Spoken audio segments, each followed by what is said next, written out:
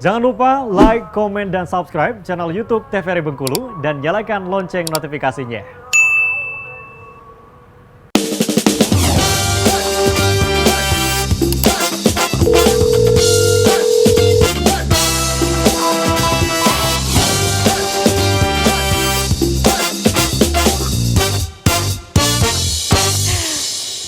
Oke, baik pemirsa, terima kasih Anda masih menyaksikan Dokter Kito. Dan tadi juga Dokter Pusan sudah menjelaskan obat-obatan yang harus dikonsumsi ya dokter ya. Herbal boleh, tapi harus sesuai dengan anjuran dokter.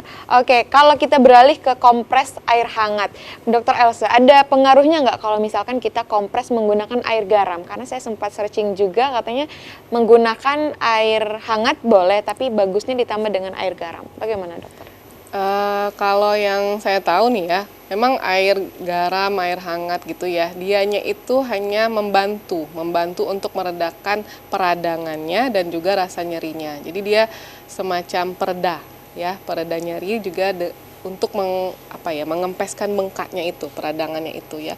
Tetapi dia bukan untuk menghilangkan dari penyebabnya atau untuk menurunkan kadar asam uratnya. Jadi dia hanya sebagai suportif, tetapi dia bukan pengobatan yang memang pengobatan terapi seperti itu. Artinya cukup membantu saja gitu ya. Kalau untuk penderita dari rematik sendiri, kapan penderita harus berkonsultasi ke dokter? Kalau disarankan jangan nunggu bengkak ya, jangan nunggu bengkak apalagi sudah terbentuk tofus. Kalau memang sudah rasa-rasanya udah sering nih kayaknya nyari-nyari di sendi-sendi tangan, sendi kaki, siku seperti itu ya, boleh langsung konsultasi ke dokter biar dilakukan pengecekan kadar asam uratnya.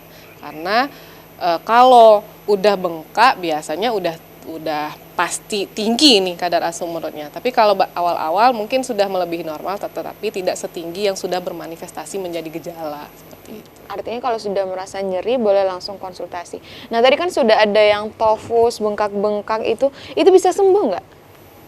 Kalau untuk sembuh dengan pengobatan rutin itu bisa sembuh, tapi memang harus dievaluasi terus. Jadi pasien itu tetap harus kita edukasikan untuk batasi makanan yang tinggi purin, konsumsi obatnya rutin, nanti kesini lagi Pak Bu ke puskesmas lagi atau ke klinik lagi untuk kita evaluasi ulang asam uratnya.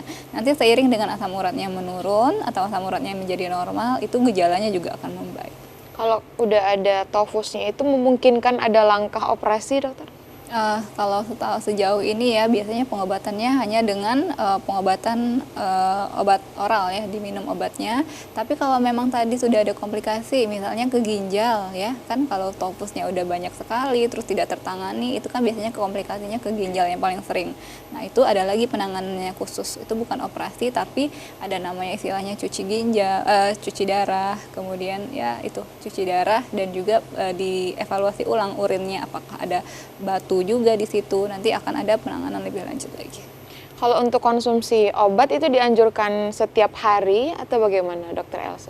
Ya, kalau untuk pengobatannya terapi dari obat oral itu memang dianjurkan dalam waktu 4 minggu. Dalam waktu 4 minggu itu rutin diminum sekali sehari ya. Nanti makanya biasanya diedukasi pasiennya, Pak, ini obatnya diminum sebulan sekali sehari dengan rutin, disertai dengan diet yang baik untuk asam urat ini, nanti baru kontrol ulang untuk dilakukan pemeriksaan lagi dan pengecekan kadar asam uratnya yang berulang seperti itu. Artinya tidak setiap hari juga ya? Kalau di lapangan sendiri biasanya yang sering konsultasi ke dokter di rumah sakit atau di puskesmas, penderita itu mengeluhkan apa sih dokter? Yang paling banyak di kaki ya, nyeri pada kakinya,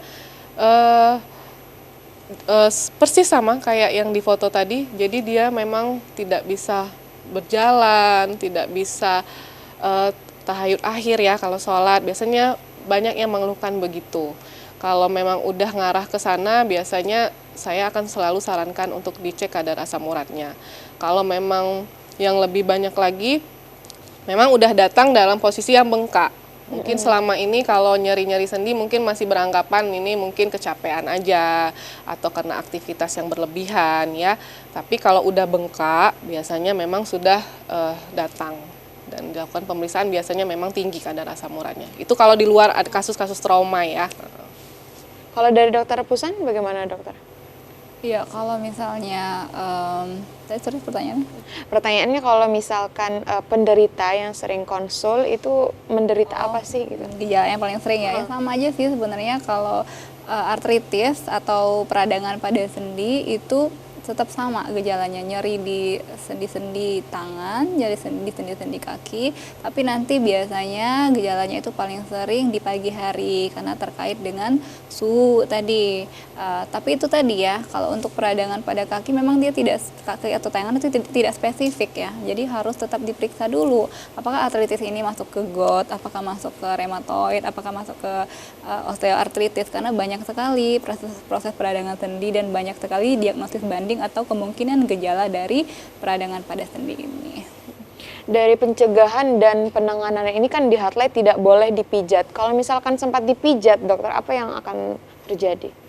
Kalau yang ditakutkan dari proses pemijatan ini kan karena penekanannya itu dia akan mengganggu dari proses inflamasinya.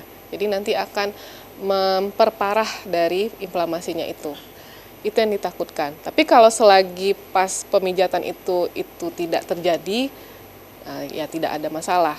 Hanya saja sebaiknya dihindari takut-takut nanti terjadi komplikasi yang selanjutnya. Entah kapsul dari kristal asam uratnya tadi yang terbentuk tofus itu bisa pecah karena penekanan yang terlalu tinggi ya, seperti itu ya.